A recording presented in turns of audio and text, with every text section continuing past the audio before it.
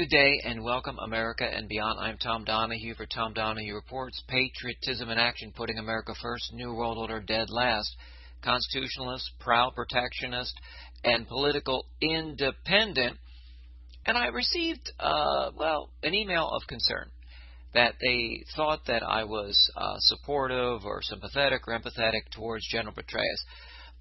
Nothing could be further from the truth. I was talking about human nature. I was talking about basic instincts and the baser nature of man. And it takes a person of character and conviction, but moreover, it takes someone adhering to a code of conduct and a moral compass.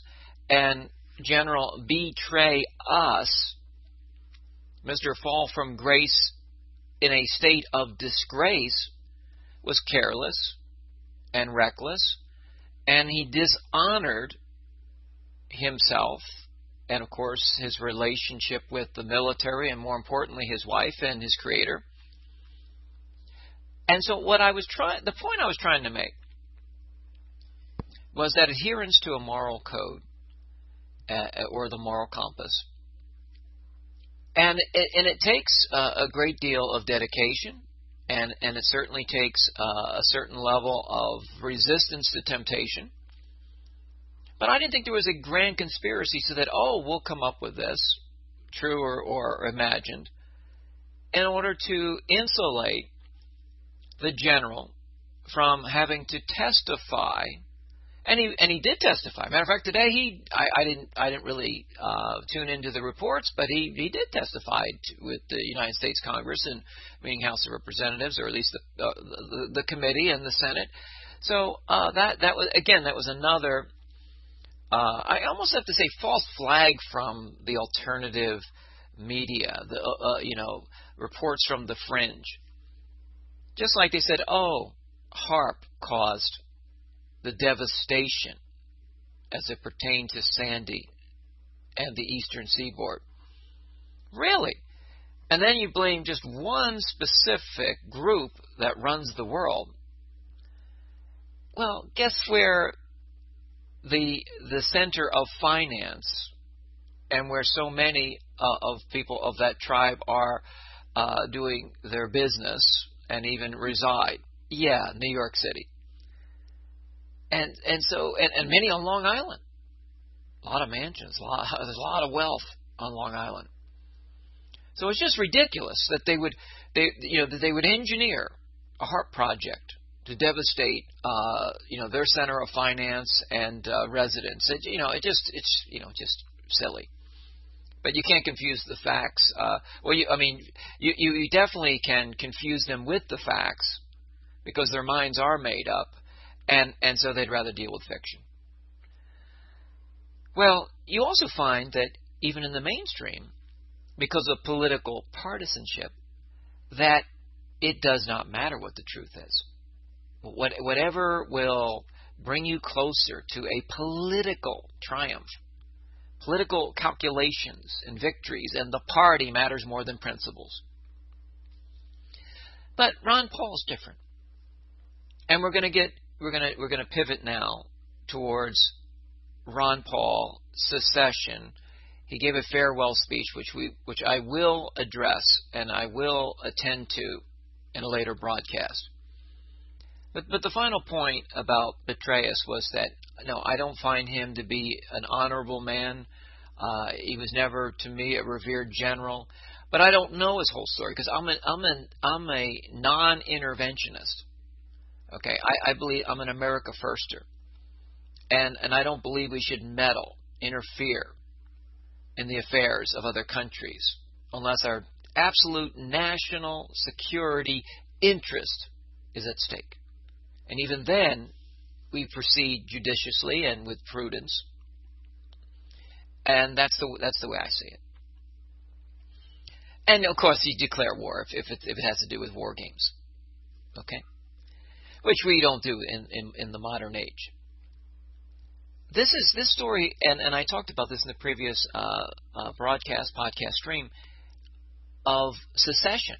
Now, I'm hearing from, talking heads, Medhead, meaning Michael Medved, a smart guy, and right on a lot of the cultural issues. But the bottom line is that we don't need permission from the federal government. It's like no, any people that feels that they are being imprisoned, or being subjugated or disenfranchised, rights violations, human dignity, freedom, liberties are at stake. You have the right, and the Declaration of Independence is pretty clear on that, Medhead. That, and again, I've read that many a time, and you can refer to the Declaration of Independence because it does refer to we the people in there, and that what we can do to preserve those rights and our freedoms and personal liberties. Well, the argument now from the established order is that, this is just silliness. Well, it is symbolic, and it won't. There's no way that the federal government will ever allow for it. So it is an act of futility in the sense that if you really are hoping to bring this act to fruition, meaning that you believe that there'll be something achieved, or that you think there's potential for the federal government or through the courts to be able to say, okay, you guys want out, we're going to let you opt out. It will never happen. So then you're faced with the situation that when you do get your response from the White House or from the Congress, but it'd probably come from the President of the White House, the executive branch, and they say, well, that's really nice, and we'll tend to some of your concerns and maybe even answer some of those questions or concerns, and probably in generalities, and just work with us, just kind of hang in there and stay as part of the team. Well, at some point they're going to say no and hell no, you cannot secede from the Union. And we already know what happened in the Civil War. And back then, at least, you had multiple states, you had multiple millions of people that were willing to fight for that form of secession. Today, let's just say that you have 25,000 signatures, 50,000 maybe even 100,000 from a big state like Texas. Well, not all those people that would sign a petition are willing to suit up and serve and fight for that cause and die for that cause. So again, it is symbolic, and I'm glad that it's at least seeping in the national conscience that there is this discontent, and that people are at least theoretically and certainly ideologically willing to make a statement. But to take it beyond that, now if you listen to the rabid dog, the junkyard dog in Austin, Texas, the pug face, he's going to tell you that, it's another revolution. I'm not going to try to mimic his voice because it's just revolting because it's so much showmanship. But again, he is an agent provocateur, probably an agent saboteur, and AJ and the bullhorn, the junkyard dog, is going to want you to go out into the streets and create revolution. And he'll watch you get gunned down. He's not going to do it. The only weapon besides his mouth is his bullhorn. That's it. Okay? So, I guess you could say he has three weapons. His big mouth, his larger bullhorn, and the microphone where he spews his venom most days. But the problem with AJ is that he's not going to have the courage to stand up. He's not going to grab a musket. He's not going to grab a weapon and go into the streets. Unless of course it's a staged operation, and that he's taken off into protective custody, and it's a pretend arrest or a pretend injury. But other than that, he's not going to do it for real. But he will drive people to the brink. But that's what they do. This government would love some form of confrontation. And the FBI and its informants and other agencies of this government have done it numerous times in the last couple decades. And they will incite. They'll inspire, they'll incite. They'll do anything they can to induce and seduce you to these kinds of acts. So I would say anything you do, bear in mind at this stage, it's got to be peaceful. It should be political. It should be educational. But not militaristic. Only defensively. And of course, I understand we all have different lines in the sand, perhaps. But it will not succeed. And you want to lose your life for a cause that will not get very far. Much better. And I learned this by fighting, in the system and out of the system. And if you don't go to the, let's just say for instance you're charged and you have to fight something at the federal level. Remember, there is no glory and there's no gain from going to a federal institution and being deprived of your freedoms. And if you think there is, well then you've never been there and you've never experienced it or seen the hardship of others. So just beware that there are dangers, hidden dangers in all of this. But I'm glad that it's part of the national discussion. But the thing is, it should go beyond just Obama. This talk has happened at other times, but this is probably, I would have to think in the last 100 years. I don't recall reading or researching or coming across anything through research that would indicate that there has been more states and more petitions at any time. At least I don't know. I'm not aware of it.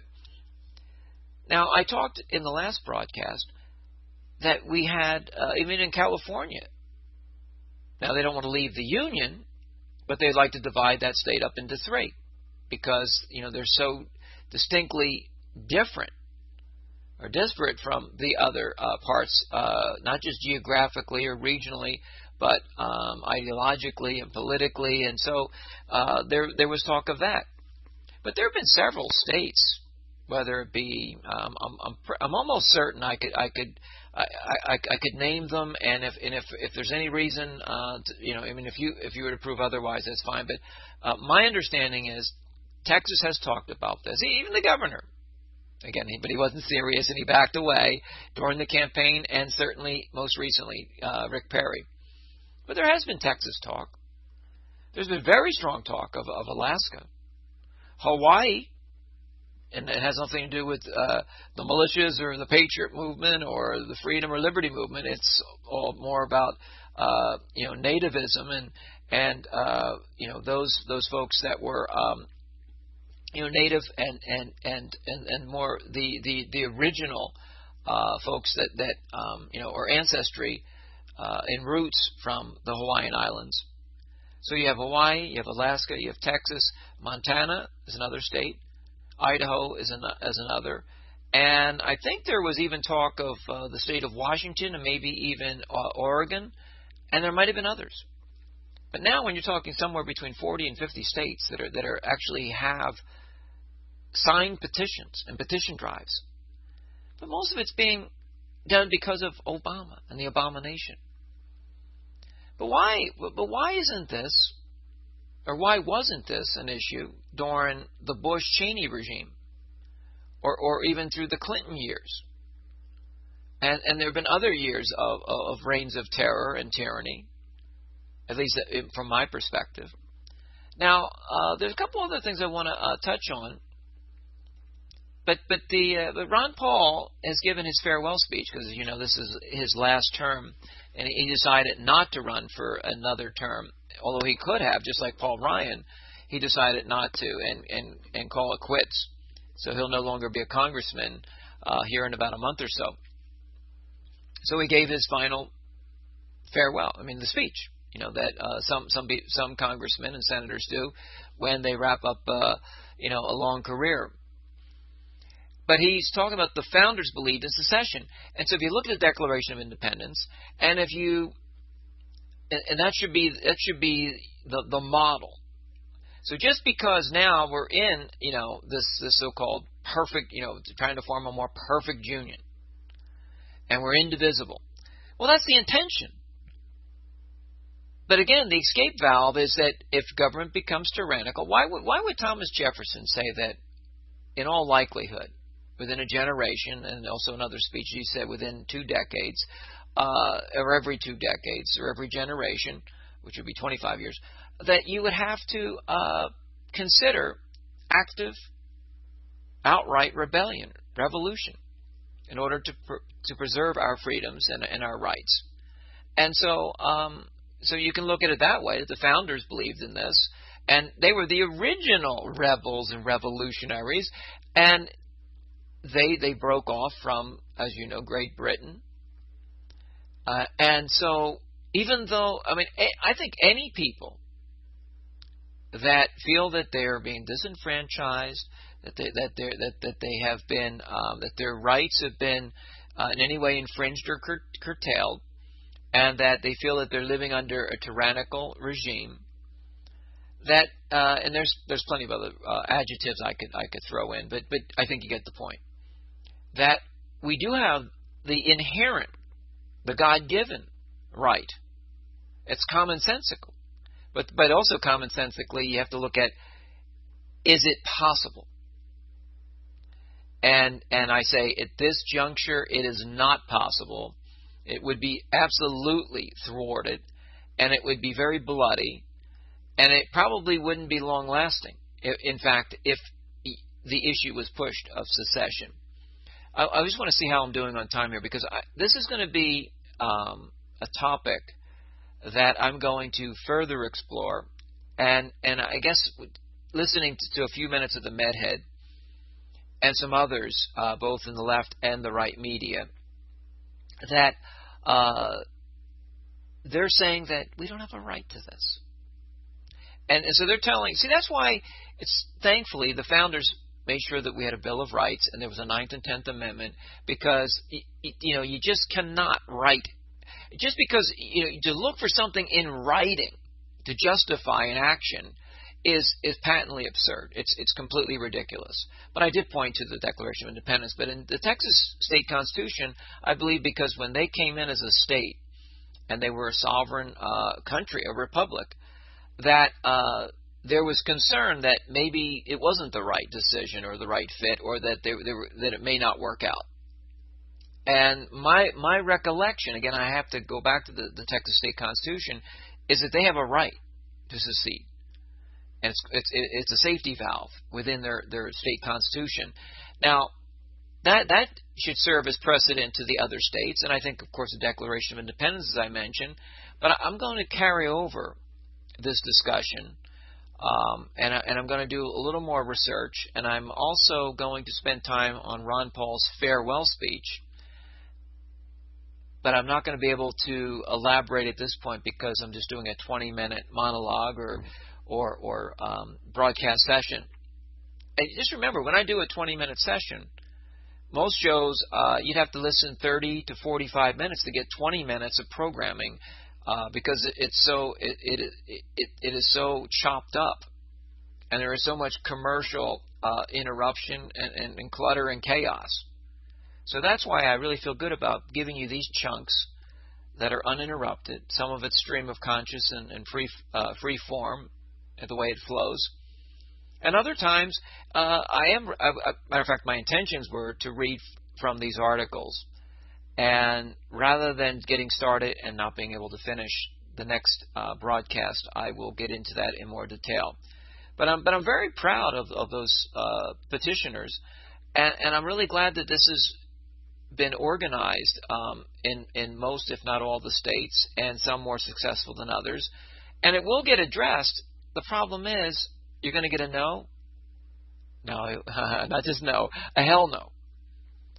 And quite frankly, the petitioners, you will probably be under even greater scrutiny and surveillance. So get ready for it, because they're going to see you as a threat, and you're considered a domestic terrorist, whether you like it or not. For more information as it relates to the blog, the podcast, any and all ways to communicate with me, go to TomDonahueReports.com. TomDonahueReports.com. Have a great night. Take good care.